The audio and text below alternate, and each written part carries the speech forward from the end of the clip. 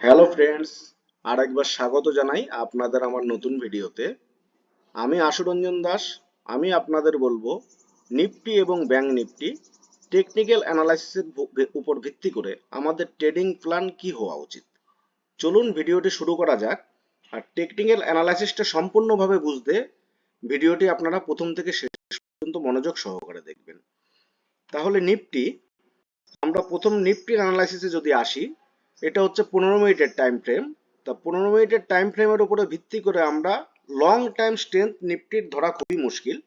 তা সেক্ষেত্রে আমাদের নিফটির লং টাইম ফ্রেমে যেতে হবে ওয়ান ডে টাইম ফ্রেমে। তো ওয়ান ডে টাইম ফ্রেমের উপরে ভিত্তি করে আমরা নিফটি যদি দেখি চার্ট, তাহলে নিফটি কিন্তু একটি লোয়ার লো লোয়ার হাই তৈরি করছে। তা সেক্ষেত্রে আমাদের নিফটিতে সর্বনিম্ন আমাদের সাপোর্ট দেখা যাচ্ছে 22,000। 22,000 একটি সাইকোলজিক্যাল সাপোর্ট। 22,000-এ যদি নিফটি সাপোর্ট না নিতে পারে, তাহলে সেক্ষেত্রে লং টাইমে 21,800-র কাছাকাছি নিফটি আসার সম্ভাবনা রয়েছে। তা লং টাইমে আমরা যখন মার্কেট অ্যানালাইসিস দেখলাম, তাহলে আমাদের ইন্টারডের ক্ষেত্রে ট্রেডিং প্ল্যান কি হওয়া উচিত, তার জন্য আমাদের 15 মিনিটের টাইম ফ্রেমে আসতে হবে। 15 মিনিটের টাইম ফ্রেমে যখন আসব, তখন আমরা নিফটির একটি পরিষ্কার ধারণা পাচ্ছি।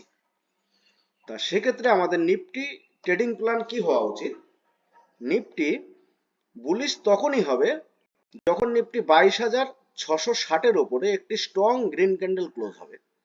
22,660-এর ওপরে যখন স্ট্রং গ্রিন ক্যান্ডেল ক্লোজ হবে, তখন আমাদের ফার্স্ট টার্গেট হবে নিফটির ক্ষেত্রে 22,790। আমাদের নিফটির ক্ষেত্রে আপার সাইডে টার্গেট একটি আসছে এখন বর্তমান টেকনিক্যাল অ্যানালাইসিসের উপরে ভিত্তি করে 22,790। আর ডাউন সাইডে আমরা নিফটি বিয়ারিশ কখন হব, নিফটি বিয়ারিশ তখনই হব যখন 22,290। 22,290 এর নিচে একটি স্ট্রং রেড ক্যান্ডেল ক্লোজ হবে। তাহলে আমাদের সম্ভাব্য টার্গেট হতে পারে ডাউন সাইডে নিফটির ক্ষেত্রে প্রথম টার্গেট 22,100। প্রথম টার্গেট হওয়া উচিত আমাদের 22,100। আর সেকেন্ড টার্গেট আমাদের 22,000। সাইকোলজিক্যাল সাপোর্ট হচ্ছে আমাদের 22,000 নিফটির ক্ষেত্রে। তাহলে ডাউন সাইডে আমাদের টার্গেট দুটো হওয়া উচিত।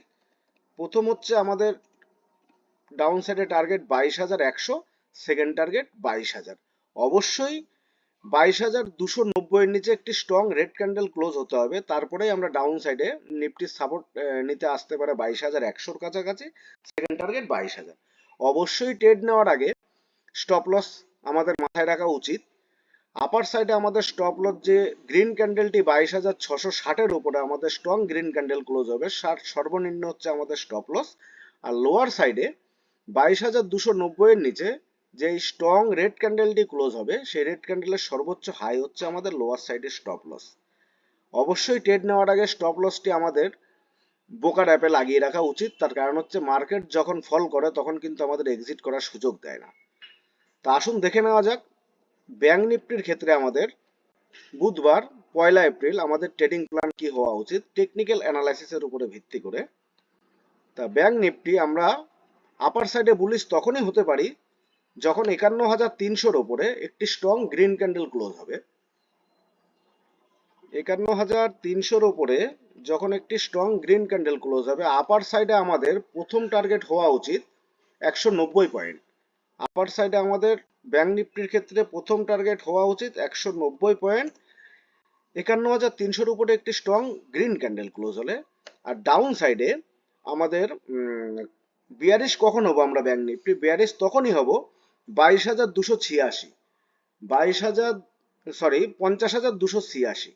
50,286-র নিচে একটি স্ট্রং যখন রেড ক্যান্ডেল ক্লোজ হবে, সেখানে আমাদের ডাউন সাইডে টার্গেটটি একটু বড়। সেখানে ডাউন সাইডে আমাদের ব্যাংক নিফটির ক্ষেত্রে প্রথম টার্গেট হবে 50,286 পয়েন্ট। অবশ্যই ট্রেড নেওয়ার আগে স্টপ লস লাগাতে হয় বাধ্যতামূলক। আপার সাইডে 51,300-র উপরে স্ট্রং গ্রিন ক্যান্ডেল ক্লোজ হলে আপার সাইডে 190 পয়েন্ট টার্গেট। আর স্টপ লস হওয়া উচিত আমাদের গ্রিন ক্যান্ডেলের সর্বনিম্ন। আর ডাউন সাইডে 50,286-র নিচে যে রেড ক্যান্ডেল ক্লোজ হবে, তার সর্বোচ্চ হাই হচ্ছে আমাদের স্টপ লস। এবং ডাউন সাইডে ব্যাংক নিফটি সাপোর্ট নিতে আসতে পারে 50,000-এর কাছাকাছি। ধন্যবাদ। ভিডিওটি কেমন লাগলো কমেন্ট সেকশনে জানাতে ভুলবেন না, আর সমস্ত ভিডিওর আপডেট পেতে চ্যানেলটি অবশ্যই সাবস্ক্রাইব করে বেল বাটন হিট করে রাখবেন। ধন্যবাদ।